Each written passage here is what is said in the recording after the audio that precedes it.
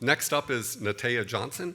She is the managing consultant for Defense and Security segment at Guidehouse, and she will discuss There and Back Again, a journey of self-definition and discovery. Nateé.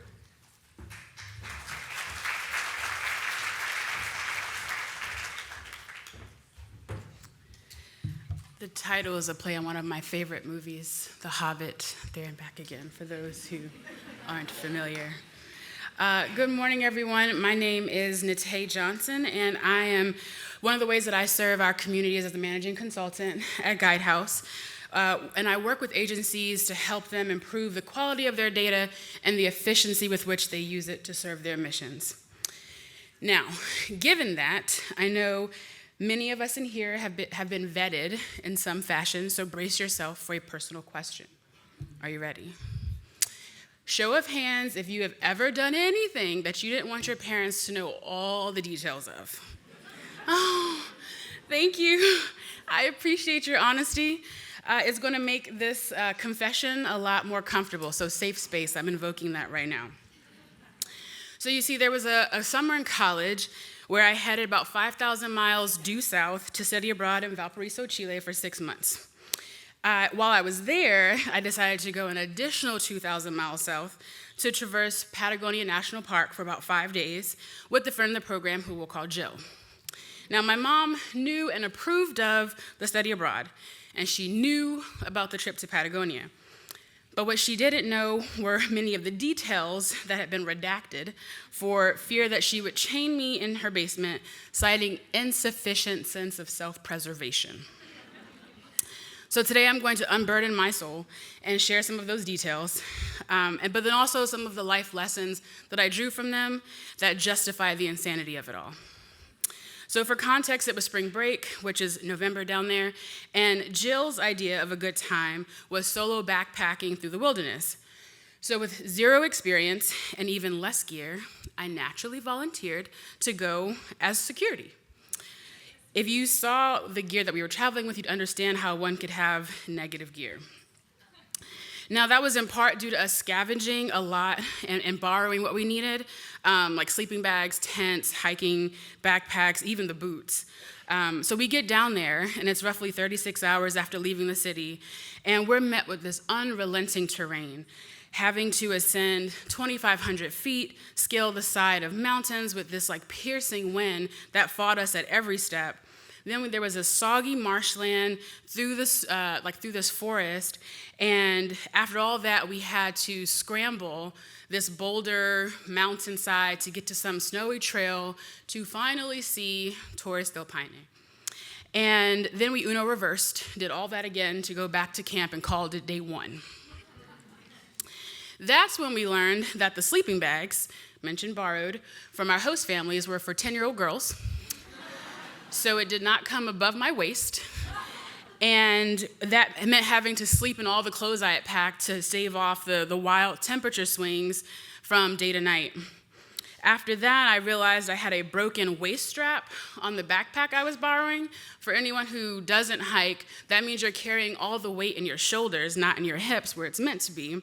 So by the end of day 2, I couldn't even use my arms anymore. Jill had to help me get my clothes off. It was terrible.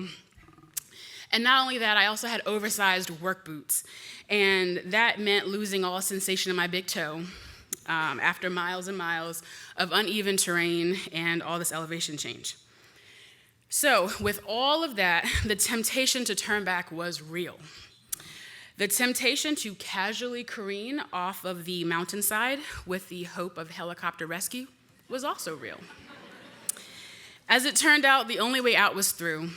And that's just what we did. By some miracle, we made it through. I emerged from that wilderness with a deep understanding of who I was and that I was capable of absolutely anything that I put my mind to. I just have to decide on how much pain I'd be willing to shoulder to make it through. And I'm sharing this part of the story because I learned some invaluable lessons that continue to shape my life and how I embrace it. I learned that the cure for self-limiting beliefs, which we heard about earlier, is to do hard things, suck at them for a while, and then eventually observe 1% progress. Rinse, repeat. After 100 tries, you will be 100% better than when you started. So fail often and then grow some more. So after all the pain and success of part 1, that was the there, why would I go back again? Well, 10 years later, I opted to do a part 2 and had the expectation that I would go out there armed with all of this wisdom and from my previous experience, and I could confidently tour the park and even bring my 14-year-old sister with me, thinking that it'd just be a casual, very zen experience. She'd get to see the majesty of the mountains, the shimmering lakes, the stars that looked like pixie dust. There was a profound quiet. My memory was very beautiful. You know how like bad relationships, we forget the bad parts and it's just we romanticize? So I wanted to show her all the romantic parts. So things started off mild, but those intense winds from part 1 had not taken a day off. So our attempts to pitch our tent failed spectacularly. We practically suffocated inside when the fabric gave way to the raging winds, and we called it good enough. We went on for like a day hike to see some glaciers. And when we returned from that day hike, I noted that the tent that was tragically mounted someone had adjusted the stakes in it and saved us from our ignorance. And I highlight this as a lesson in the value of small acts of kindness. 7 years later, I am still grateful for that unnamed stranger who, without want of recognition or praise, probably saved us from asphyxiation by tent. Details not shared with Mom. So for the sake of time, I'll abbreviate the experience and fast forward to day 4.